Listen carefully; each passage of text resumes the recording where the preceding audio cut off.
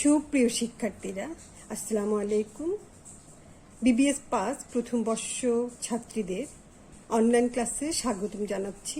আমি রাবিয়া সিদ্দিকা, ব্যবস্থাপনা বিভাগ। আমাদের বিষয় মৌলিক ব্যবস্থাপনা, দ্বিতীয় পত্র, কোড 112603।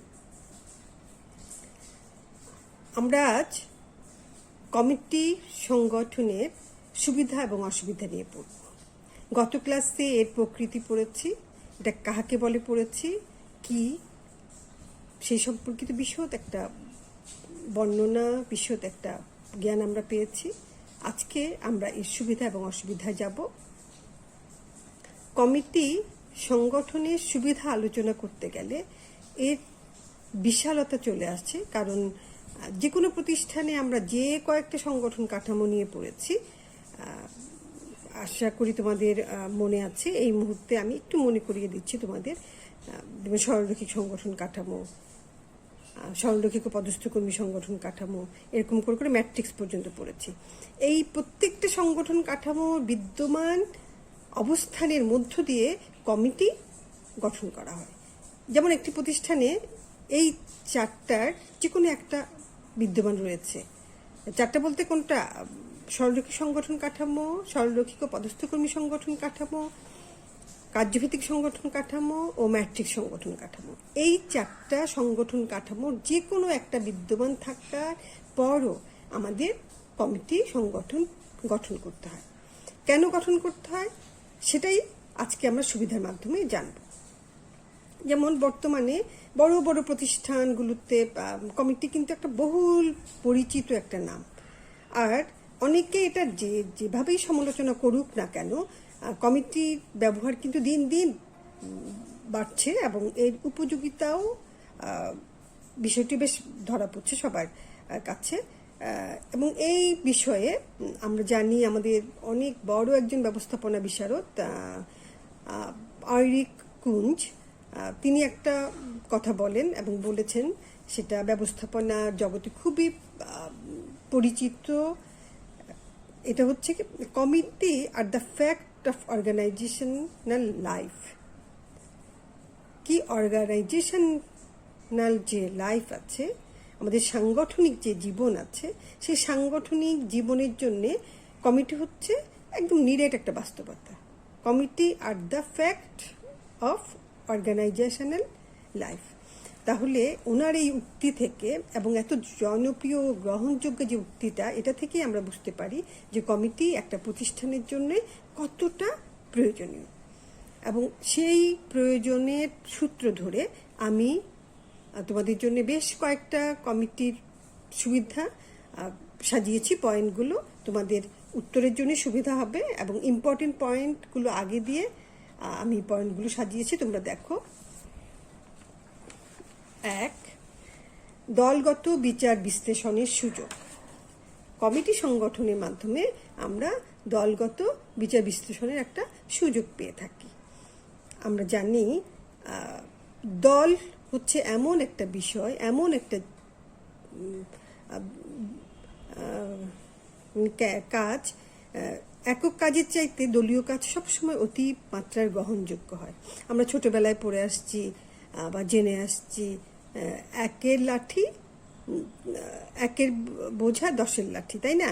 10-এর জন্য যেটা খুব সহজ কাজ, একজনের জন্য সেটা অনেক বিরাট একটা কাজ।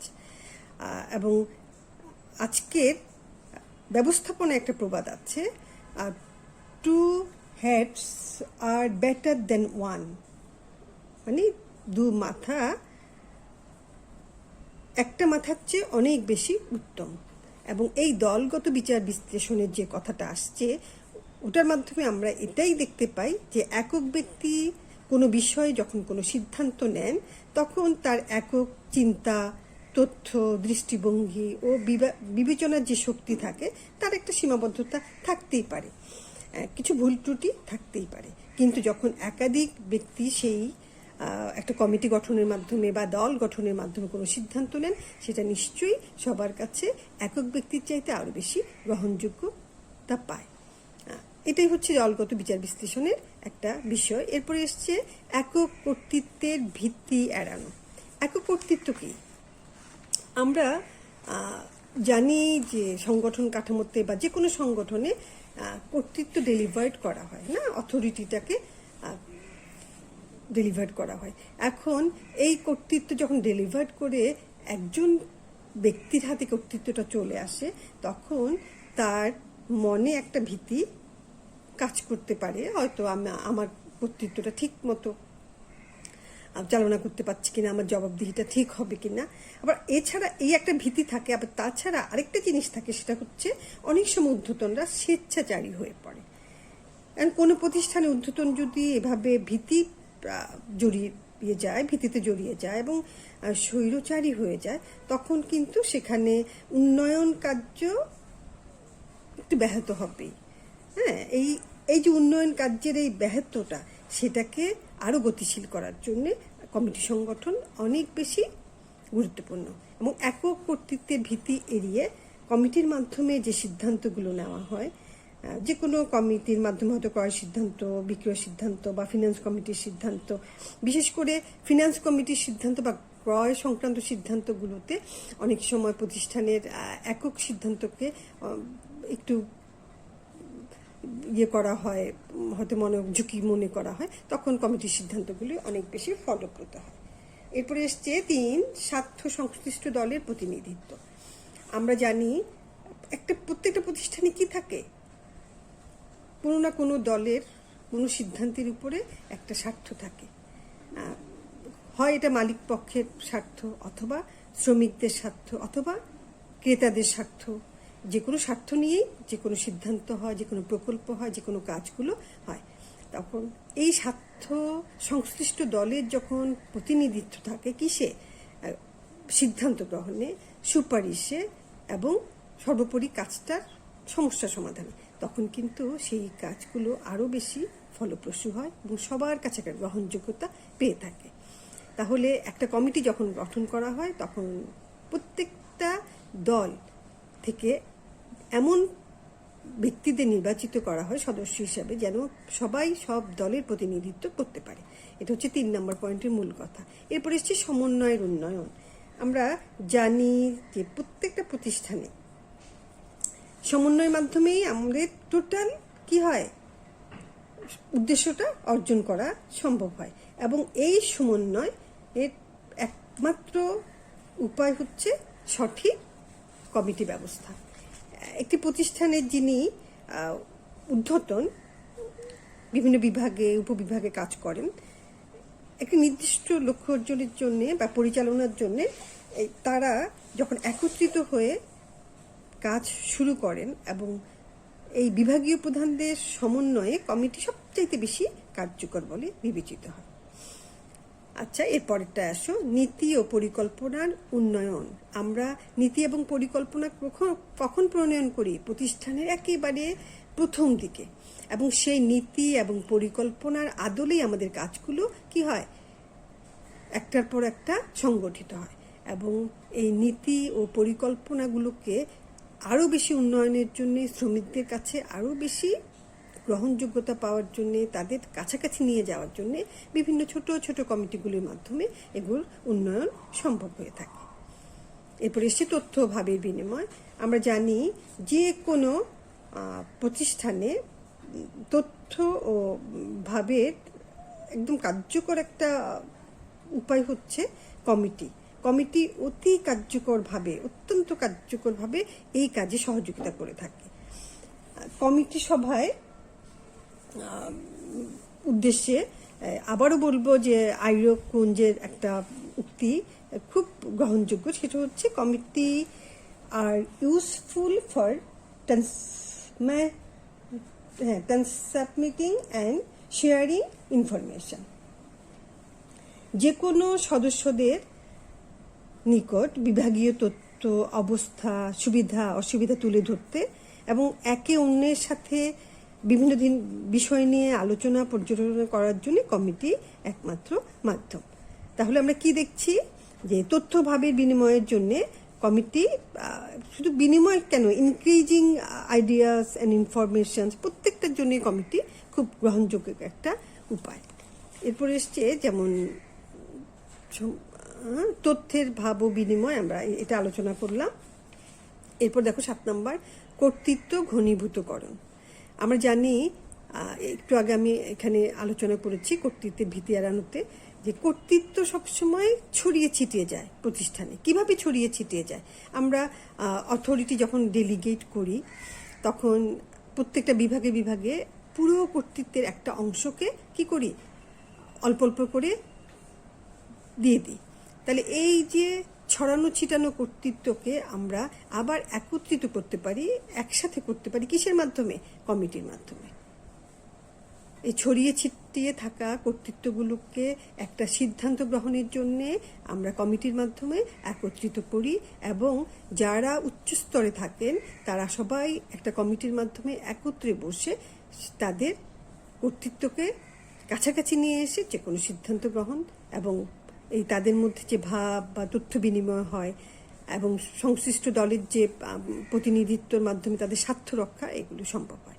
এরপরে আর দেখো, অংশগ্রহণের মাধ্যমে প্রেষণা ও ব্যক্তিগত অংশগ্রহণের মাধ্যমে প্রেষণা। আমরা দেখি যে প্রত্যেকটা কমিটিতে কারা অংশগ্রহণ করেন, তাদের সংশ্লিষ্ট দল যারা প্রতিনিধিত্ব করতে আসেন, এবং তারা অনেক সময় প্রেষিত হয়। তারা মনে করে একটা গুরুত্বপূর্ণ কাজে আমাকে কমিটির একজন সদস্য হিসেবে নেওয়া হয়েছে, এবং আমার যে তথ্য, আমার যে সিদ্ধান্ত, সেগুলোকে প্রাধান্য দেওয়া হচ্ছে। এতে করে অনেক সময় যারা জুনিয়র থাকে তারা কি করেন, প্রেষিত হন। এরপর এসছে ব্যক্তিগত ঝুঁকি এড়ানো। এটা একটু দেখো, আমাদের জন্য খুব important, to avoid personal risk. কিভাবে অ্যাভয়েড করতে পারে? অনেক সময় যিনি একেবারে ঊর্ধ্বতন, তিনি দেখেন যে তিনি যখন কোনো সিদ্ধান্ত নেবেন সেটা হয়তো অনেক সময় কারো দ্বারা সমালোচিত হতে পারে, হ্যাঁ, অথবা তার ঝুঁকি বেশি হতে পারে সেই সিদ্ধান্ত জবাবদিহিতার ক্ষেত্রে বা সিদ্ধান্তকে বাস্তবায়নের ক্ষেত্রে।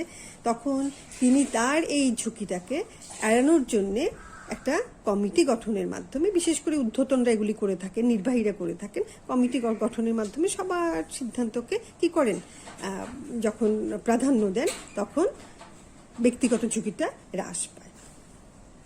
আচ্ছা, এরপর এসছে গণতান্ত্রিক চেতনা সৃষ্টি।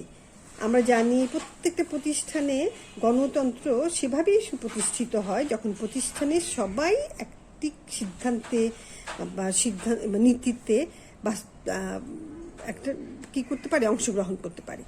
এবং গণতান্ত্রিক এই চেতনা সৃষ্টির জন্য কমিটি অনন্য। এই কমিটির মাধ্যমেই প্রতিষ্ঠানের সব স্তরে একটা গণতান্ত্রিকতা বজায় রাখা যায়, কারণ কমিটির সিদ্ধান্ত সর্বজন কর্তৃক গৃহীত হয় এবং সবাই এটা মেনে নিতেও দ্বিধা করে না। সবাই মনে করে যে একক কোনো সিদ্ধান্ত না, দলীয় সিদ্ধান্ত, সুতরাং আমার মানতে অসুবিধা কি। প্রতিষ্ঠানের সব স্তরে এই সিদ্ধান্তগুলো খুব সহজেই মানার মতো একটা মানসিকতা থাকে, এবং এই কারণেই আমরা বলতে পারি যে কমিটি একটা গণতান্ত্রিকতা সৃষ্টি করতে পারে। আচ্ছা,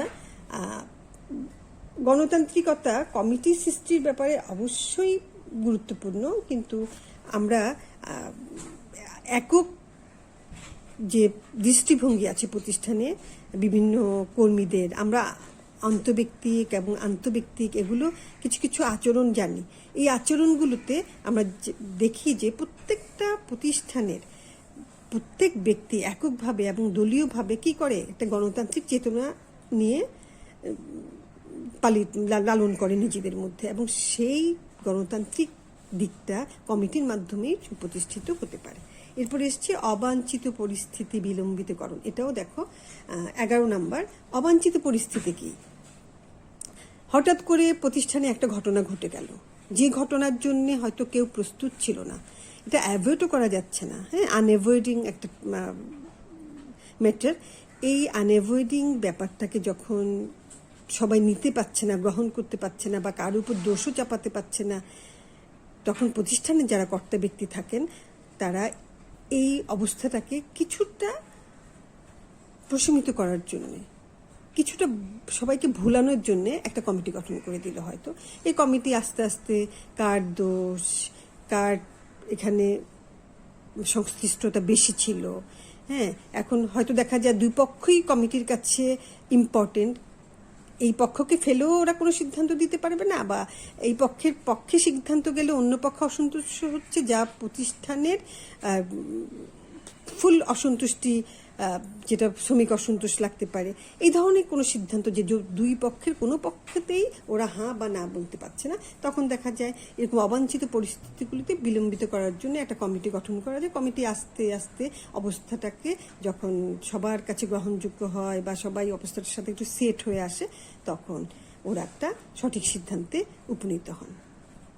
এটা কি মানে কারো উপরেই দোষ দেওয়া যাচ্ছে না, আবার কাউকে খুশিও করা যাচ্ছে না, এইরকম পরিস্থিতিতে ওই ঘটনাটাকে ভুলানোর জন্য, ওই ঘটনাকে বিলম্বিত করার জন্য এই কমিটি সবচেয়ে বেশি গ্রহণযোগ্য একটা উপায়। তাহলে আমরা কি পড়লাম? কমিটি সংগঠনের সুবিধাগুলো সব পড়লাম। এখন কিছু অসুবিধা আছে কমিটি সংগঠনের, ওগুলো আলোচনা করছি। দেখো, আমরা কমিটি সংগঠনের অসুবিধাগুলো আলোচনা করার আগে আমরা খুব কিছু ব্যবস্থাপনায় জগতে কিছু মজার মজার কথা আছে, হ্যাঁ, কমিটিকে নিয়ে, এর অসুবিধাগুলো নিয়ে, সেগুলো একটু দেখি। আইরি কুঞ্জ কিন্তু ব্যবস্থাপনার অনেক বড় একজন বিশারদ। তিনি ব্যবস্থাপনার যে ইয়েগুলো আলোচনা করছেন, সমালোচনা এবং এর গ্রহণযোগ্যতা নিয়ে সবচেয়ে বেশি আলোচনা করেছেন। তার মধ্যে একটা মজার কথা আছে, সেটা হচ্ছে committee a camel is a horse invented by a committee. কি কমিটির মাধ্যমে একটি উটকে ঘোড়া বানানো হয় বা ঘোড়া বানানো যায়। কেন? আমরা জানি যে বিভিন্ন কৌশলে ঊর্ধ্বতনরা নিজেদেরকে এড়িয়ে যেতে চান এবং নিজেদের দোষ এড়িয়ে যে কোনো একটা সুযোগ সৃষ্টিতে কমিটি একটা মোক্ষম একটা অস্ত্র। এবং সেই সময় দেখা যায় কেউ কারো উপর দায় নিচ্ছে না, আরেকজনের উপর দায় এড়িয়ে দেওয়ার একটা প্রবণতা, বা দায়িত্ব কর্তব্যের একটা অস্পষ্ট বর্ণনা, আবার অনেক সময় এটা অনুসরণ করারও একটা মনোবৃত্তি না থাকা, হ্যাঁ, এগুলি সব মিলিয়ে কমিটিকে আমাদের ব্যবস্থাপনা বিশারদ কুঞ্জ এভাবেই সংজ্ঞায়িত করেছেন যে যা কোনো উটকে ঘোড়া হিসেবে আবিষ্কার করা। কমিটি সংগঠনের এমন কিছু সীমাবদ্ধতা আছে যেগুলোকে আমরা প্রকৃতিগতভাবে যে সীমাবদ্ধতাগুলো আছে সেগুলোকে আমরা কিছু পয়েন্টে নিয়ে আসছি।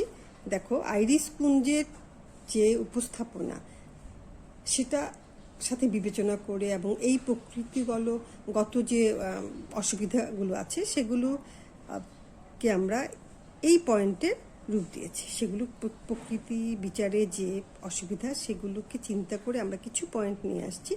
এখন দেখো, আমরা একটা একটা করে পয়েন্টগুলো আলোচনা করছি। এক, অধিক সময় ও অর্থ ব্যয়। আমরা জানি যে কোনো ধরনের দলগত চেতনা, চিন্তা যখন কোথাও আসবে তখন কিন্তু সেটা অধিক সময় ও অর্থ ব্যয় করবে। অধিক সময় কিভাবে ব্যয় করে? কমিটিতে প্রত্যেকটা সদস্য এসে পৌঁছা, তাদের আসা পর্যন্ত সবাই যেমন একটা ওয়েট করে, তারপরে সবার মতামতকে প্রাধান্য দিতে গিয়ে দেখা যায় যে একটা উপদলের সৃষ্টি হয়ে যায়। সেই দলগুলোকে সঠিক সময়ে সঠিক সিদ্ধান্তের জন্য অপেক্ষা করা এবং সাথে তাদের সম্মানী প্রদান করা হয়। অনেক কমিটিকে, বেশিরভাগ কমিটিতেই সদস্যদের সম্মানী প্রদান করা হয় এবং যে মিটিংগুলোতে বসে সেই মিটিংয়ের আপ্যায়নের জন্য কিছু অর্থ ব্যয় হয়। এগুলি প্রত্যেকটা ব্যাপার মিলে একটা কমিটির জন্য সময় এবং অর্থ দুটোই ব্যয় হয়। তাহলে এটা অনেক সময় একটা প্রতিষ্ঠানকে অতিরিক্ত খরচের সম্মুখীন করে দেয়। ছোট ছোট প্রতিষ্ঠানগুলো অনেক সময় এই খরচগুলো বহনও করতে পারে না। এরপর এসছে আপোষমূলক সিদ্ধান্তের বিপদ। আপোষ কি? আমরা যখনই একটা দল একত্রিত হবে, হ্যাঁ, সেই দলগুলো কি করে একটা সিদ্ধান্তে পৌঁছার জন্যে কোনো একটা বিষয় নিয়ে আমরা যখন সিদ্ধান্তে পৌঁছতে একত্রিত হই তখনই কিন্তু কমিটি গঠন করা হয়। এবং যখন মত ঐক্যে পৌঁছতে সক্ষম হয় না তখনই কিসের প্রয়োজন হয়? একটা আপোষের প্রয়োজন হয়। এবং যে কোনো বিষয়ে যদি গঠনমূলক সিদ্ধান্তের মাধ্যমে, মতামতের মাধ্যমে আমাদের সমস্যা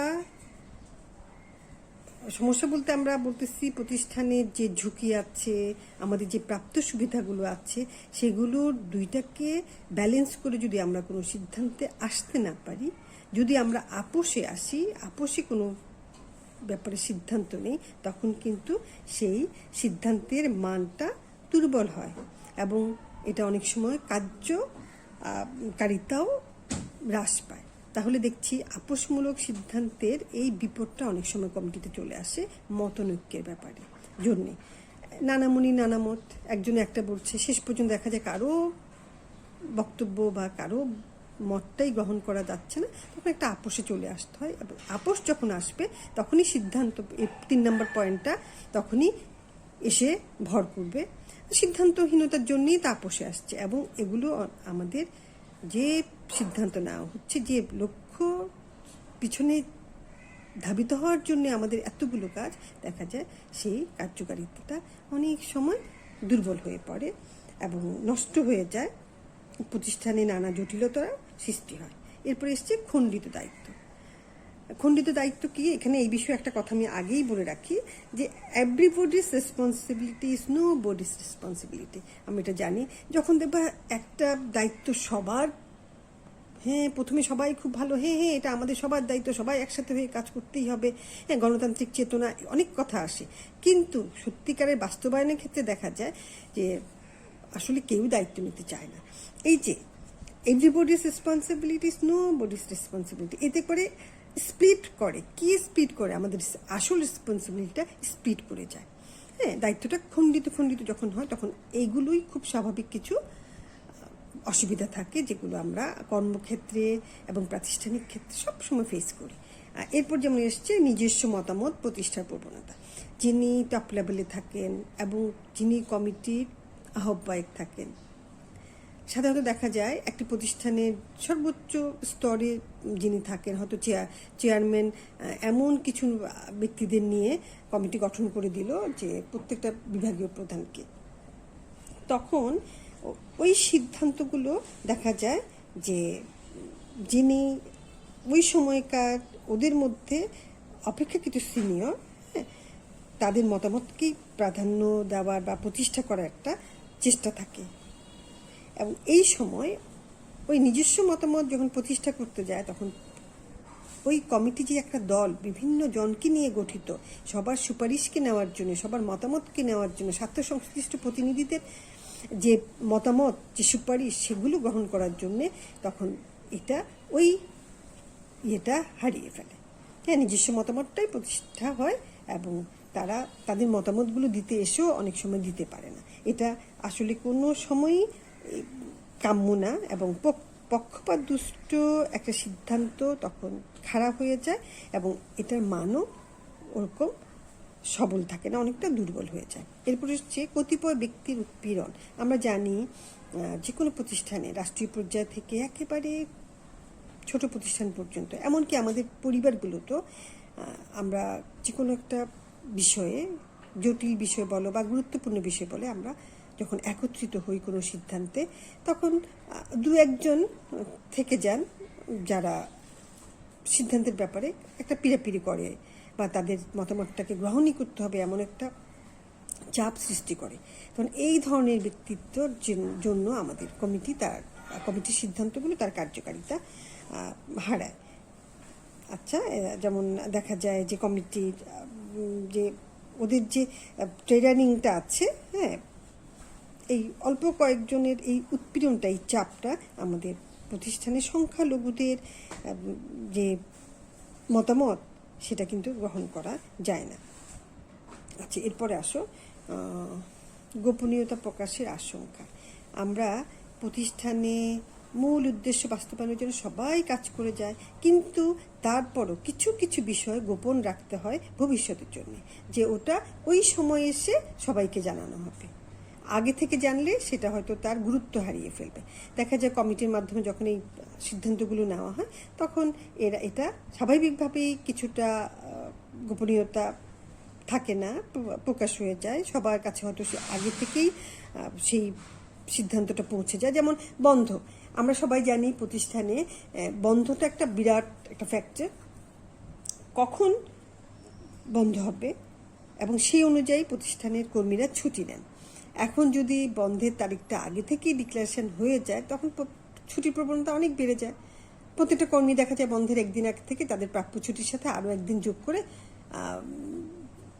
ছুটিগুলো নিচ্ছে, আগে পরে নিচ্ছে। তাহলে প্রতিষ্ঠান একই সাথে কি হয়ে যাচ্ছে, খালি হয়ে। আমি একটা উদাহরণ আনছি, এটা প্রতিষ্ঠানে এরকম অহরহ অনেক ব্যাপার থাকে যেগুলো আমাদের গোপনীয়তা যদি না থাকে, যদি সব কিছু প্রকাশ হয়ে যায় তখন প্রতিষ্ঠান ওই প্রবলেমগুলোতে এসে যায়। আমি ছুটির ব্যাপারটা যেটা আনছি, যে হয়তো সবাই একসাথে ছুটি নিল, তখন কিভাবে প্রতিষ্ঠানে কাজ সম্পাদন হবে? ওই 10 দিন সবারই প্রাপ্য ছুটির সাথে আমার সাধারণ ছুটিগুলো মিলিয়ে নিচ্ছে, কিন্তু সবাই একসাথে যখন চলে যায় প্রতিষ্ঠান সামলানো, তখন এটা বিরাট ঝামেলা হয়ে যায়। তাহলে এছাড়াও আরও কিছু সিদ্ধান্ত আছে, যেমন কখন কোন সময় প্রতিযোগীদের সাথে কীরকম কাজ যে পরিচালনা করবে, প্রতিযোগীদের কোনো একটা শক্তিকে কিভাবে মোকাবেলা করবে, এই জিনিসগুলো কিন্তু গোপনীয় রাখতে হয়। এগুলো যদি প্রকাশ হয়ে যায় প্রতিষ্ঠান প্রতিযোগিতার বাজারে গিয়ে টিকে থাকতে পারে না। আমি এটাতে দুইটা উদাহরণ তোমাদের দিলাম, একটা হচ্ছে বাহ্যিক উদাহরণ প্রতিযোগীদের নিয়ে, আর একটা হচ্ছে অভ্যন্তরীণ প্রতিষ্ঠানের ভেতরে ছুটি ছাটা নিয়ে। আশা করি তোমরা বুঝতে পারছো। এরপর সে রাজনৈতিক প্রভাব। অনেক সময় দেখা যায় রাজনৈতিক যারা কর্তা ব্যক্তি থাকেন তাদের একটা প্রভাব থাকে কমিটিতে, বা কমিটি তো বিভিন্ন মতাদর্শের লোক থাকতে পারে। একজন এক মতাদর্শ নিয়ে আসছেন, একজন এক রাজনৈতিকভাবে প্রভাবিত হয়ে আসছেন, তখন তাদের যে মত, এই মতগুলিকে প্রতিষ্ঠা করতে চান, তখন একটা কার্যকর সিদ্ধান্তে কিন্তু এটা বাধা সৃষ্টি করে। আচ্ছা, এরপরে আসছে উপদল সৃষ্টির প্রবণতা। উপদল কি? একটা দল, কমিটি হচ্ছে একটা দল, এই দলের ভেতরে যখন আবার ছোট কোনো দল সৃষ্টি হয় সেটাই হচ্ছে উপদল। আমরা এই প্রতিষ্ঠানে অনেক সময় দেখা যায় যে কমিটি সদস্যদের নিজ নিজ মত স্বার্থ প্রতিষ্ঠা করতে গিয়ে তাদের মধ্যেই বিভিন্ন গ্রুপের সৃষ্টি হয়ে যায়। কেউ বলে না আমরা এই কাজে সুপারিশ বা মতামতকে প্রতিষ্ঠা করব, আবার কেউ বলে না আমরা ওই সিদ্ধান্তে বা ওই মতামতটাকে প্রতিষ্ঠিত করব। এভাবে দুই দলের পীড়াপিড়িতে প্রতিষ্ঠানের যে আসল সিদ্ধান্ত গ্রহণে বা আসল সুপারিশ যে কারণে তারা একত্রিত হয়েছে, সেই উপদল যে সৃষ্টির প্রবণতা বললাম সেটার সাথে মিলিয়ে আমরা তোষামতকারী দলটাকেও নিয়ে আসতে পারি। যেমন ইয়েসম্যান গ্রুপ থাকে প্রত্যেকটা প্রতিষ্ঠানে, আমরা দেখি যে ওরা কি করে, ওরা সবসময় নিজের স্বার্থকে চরিতার্থ করার জন্য একটা দল সৃষ্টি করে, উপদল সৃষ্টি করে। এবং সাধারণত আমরা সবসময় দেখি যে যারা বিভিন্ন মতের থাকে তারা নিজ পক্ষ সমর্থনকারীদেরকে একত্রিত করতে চান, সেটা ইয়েস ম্যান গ্রুপ দ্বারা সবচেয়ে বেশি হয়, এবং এরা প্রতিষ্ঠানের মূল লক্ষ্য থেকে আসলে সরে আসে। লাস্ট হচ্ছে ভোট পথার সমস্যা। মাঝে মাঝে এই উপদল সৃষ্টি এবং তোষামতকারী দলের জন্যই ভোট পথাটাকে আমাদেরকে সামনে নিয়ে আসতে হয়। হয়তো কমিটি সঠিক সিদ্ধান্ত নেবে একটা নিরেট বাস্তবতার মাধ্যমে, কিন্তু সেটা সম্ভব হয় না। এই যখন ভোটাভুটি পর্যায়ে চলে যায় তখন উপদলগুলো দেখা যায় যে সঠিক সিদ্ধান্ত গ্রহণ থেকে ব্যর্থ করে, এবং তারা যারা আসলে প্রতিষ্ঠানে ত্যাগী এবং প্রতিভাবান যারা থাকেন, যারা সঠিক সিদ্ধান্ত দিতে পারতেন, সঠিক সুপারিশ করতে পারতেন, তাদেরকে নিরুৎসাহিত হতে হয়। তাহলে আমরা দেখছি কমিটি সংগঠনের এই যে অসুবিধা এবং সুবিধাগুলি পড়লাম, এর নিরিখে তোমাদেরকে হয়তো একটা প্রশ্নের উত্তর করতে হবে, একটি প্রতিষ্ঠানে কমিটি কতটুকু গ্রহণযোগ্য, বা আমাদের বাংলাদেশের পরিস্থিতিতে কমিটি কোন কোন ক্ষেত্রে অনুকূল বা প্রতিকূল, এই প্রশ্নগুলোকে করতে হবে। আমরা আগামী ক্লাসে ইনশাল্লাহ এটা পড়বো। আজ এই পর্যন্ত। সুস্থ থাকো, ভালো থাকো, আল্লাহ হাফিজ।